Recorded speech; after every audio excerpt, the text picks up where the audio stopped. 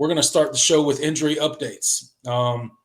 We're getting a little bit better on the injury front, Jordan, I think, as far as Clemson goes as a whole.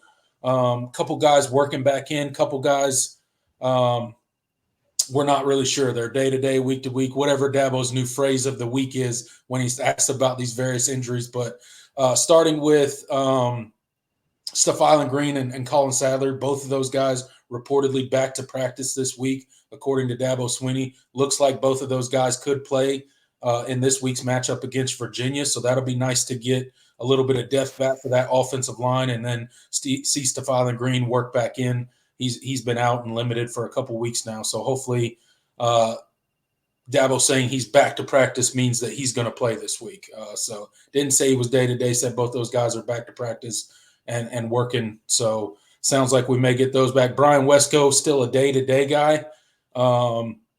Not so sure we see him in this Virginia game unless they need him. I know he was dressed out for the game last week against Wake Forest as well. Or no, he was not dressed out. Sorry, that was Tyler Brown that was dressed out, but didn't have his helmet. Tyler Brown, they're shutting him down until after the bye week. Sounds like he's got, a high ankle sprain. Those are tough to come back from. They take a long time to heal. Really, the only thing that's helping is time. And luckily, we haven't. They didn't have to play him last week. He's not going to play this week, and he's going to have the bye week to heal up as well. So hopefully, he's ready for that home stretch. So that's kind of our injury situation right now. What are your thoughts on, will Tyler Brown being shut down affect this at all? Do you think we see Brian Wesco in this game, or do you think they try to hold him? What's your thoughts on where Clemson stands as far as the injury front heading into this Virginia game? Yeah, well, I mean, I think at this point we got a pretty clear sample size of these wide receivers and the injuries. Yeah. So at this point, it's pretty clear that they're trying to, make sure that these guys are maintaining, their health first and foremost. I think they've learned their lesson over the past couple of years with the wide receiver injuries.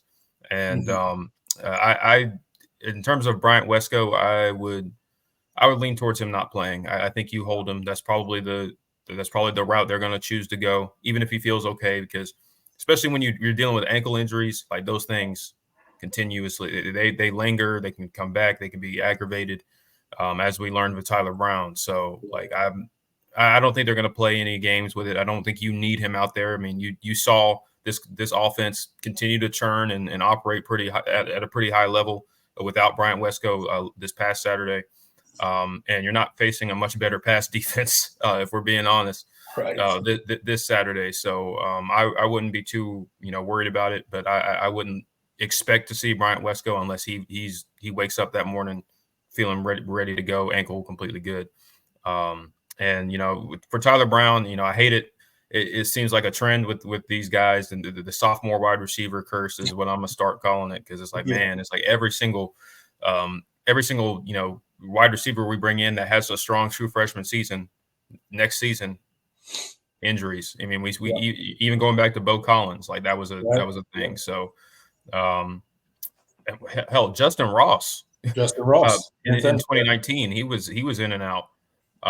So like it just, that's just kind of the reality of, I don't know if it's a curse. I don't know if there's anything to it, but it's clear that, they're trying to make sure that these guys come back completely healthy, because let's face it, you're not facing teams that are, you're going to need all of those guys in order to win. So I feel like you don't see Bryant Wesco unless the game is really tight and they need somebody to go out there and make a play.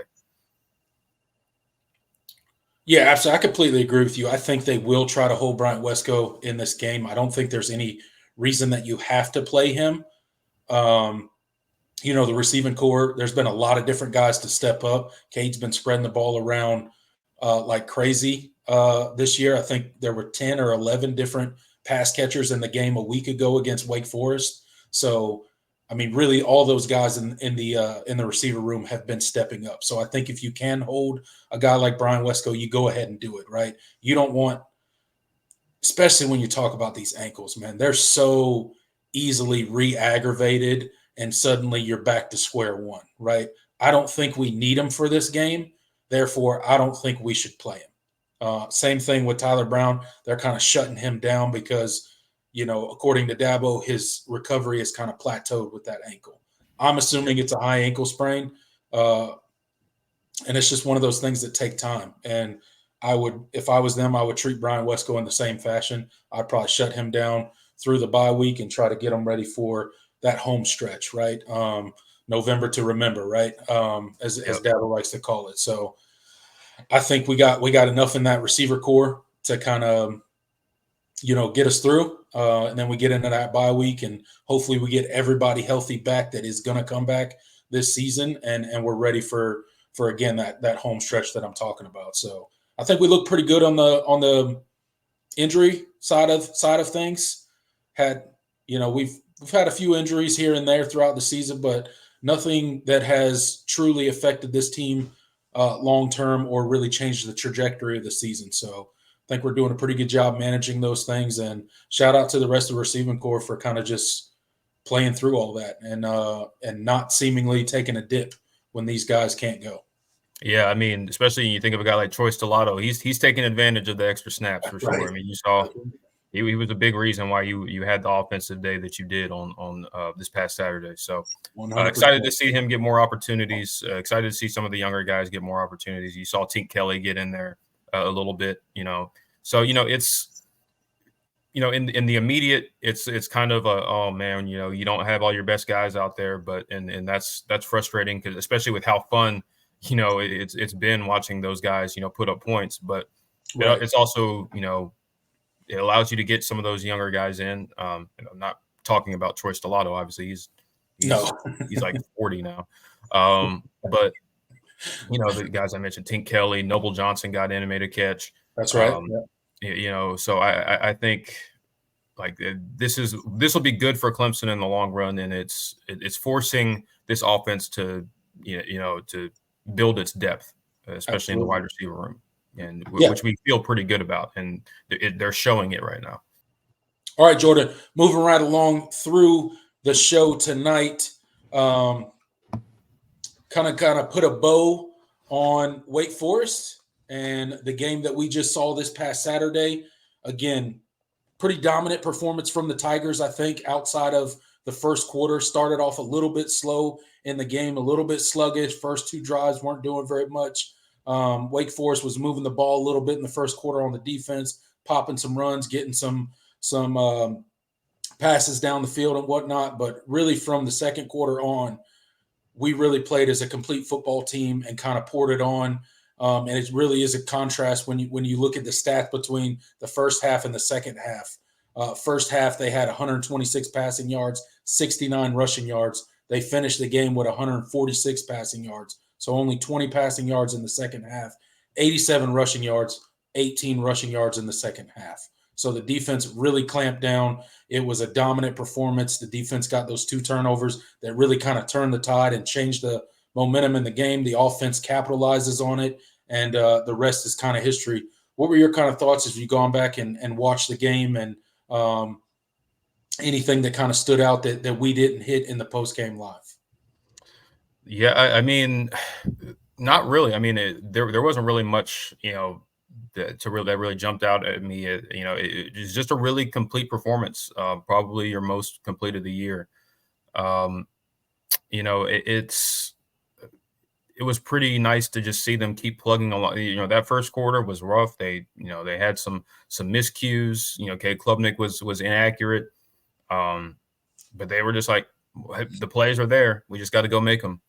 And that's what you saw. I think one stat that really put things into perspective, just kind of the how they flipped the script on both sides of the ball. In the first half, Wake had 196 yards of offense. At the end of the third quarter, they had 184 yards of offense. That's pretty crazy. They had negative 12 yards total in the third quarter. Yes. So, I think that just kind of tells the whole story. Cade really settled in. His receivers made plays. Jake Brenningstool, Antonio Williams, Troy Stellato.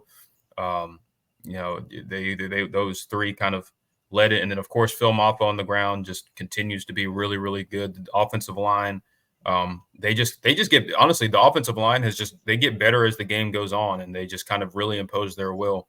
And you saw it in that fourth quarter when Clemson was just kind of on cruise control, but they were just bullying Wake's defensive line up front, and they had gotten a couple of their better defensive linemen back. So that was pretty impressive, and they moved the ball at will, and just a really complete performance. A lot to build on from there, and we'll see if they can carry it into Saturday. Yeah, absolutely. Yeah, I mean, talking about the offensive line, I mean, the mix-up that we had at the offensive line and playing guys in different positions. I think we played all three centers snapped in the game. Trent Howard played tackle at one point in time in the game. Harris Sewell got a lot of snaps in the game and looked really good. That offensive line has been nothing short of spectacular when it comes to the expectations coming into the season for what they were going to be. We thought that Matt Luke would have an effect on the offensive line. We thought they would get better, right? I don't think anybody thought that they would be this good up to this point in time in the season. It truly is quite a turnaround, and they're just playing as a group. You hear the different player interviews throughout the week, and I think it was Keith Adams Jr. that was interviewed this week, and he was talking about, he's like, I just go out to random restaurants and all the offensive linemen are always there eating together, and they're just doing things together all the time. So you can tell they're a close-knit group. They're very cohesive, and it shows on the field. They really operate as a unit, and they're really showing that they can roll a few other guys in and out in there and still execute at a very high level. So love to see what the offensive line's doing. The wide receivers, I mean, Jake Brenningstool had a day. Troy Stellato had himself a day. Antonio Williams had a day. Good to see the ball just get spread around. Like I said, 10 receiving targets in the game. Cade Klubnik had another great game outside of those first couple drives where he just wasn't on, right? Didn't look well, but really got it going. Confidence never was shaken. He just went out there and executed right after Wake Forest put that touchdown on the board. Clemson offense goes out there, answers. Defense comes up with 2 turnovers. Offense capitalizes on each turnover. And before you know it, it's a 21-7 game, and it was all over after that. Yeah, absolutely. And, they're just going to continue. I mean, they can only get better. I mean, and that's the exciting part. I'm excited to see what the final, form of this group is. Because, it is a very, at this point, it's a very complete offense. You have a lot, you have answers at receiver, you have answers at tight end, you have a really, really strong offensive line. Kate, your quarterback is playing, borderline Heisman level football right now. If you go look at the odds, he's like, what? I think he's up to 6th or something in the Heisman. I know he's top 10. He's climbing up there. He's climbing up there. It's really good, man. So I'm excited to see how this team continues to grow, see if they can carry the momentum into Saturday, because they'll have some opportunities, I think. Yeah. Just got to keep it rolling. And anytime your defense holds an offense, regardless of who it is, to 38 total yards in the second half, you're doing something right.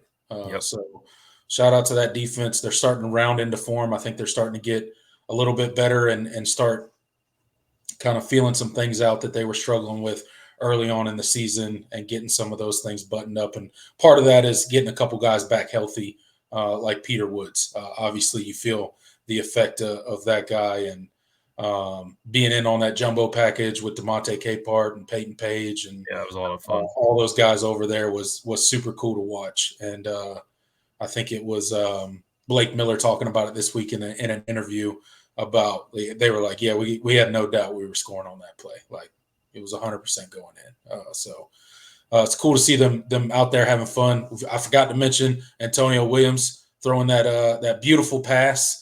Wonderful, yeah. To Jake Brenningstool for a touchdown.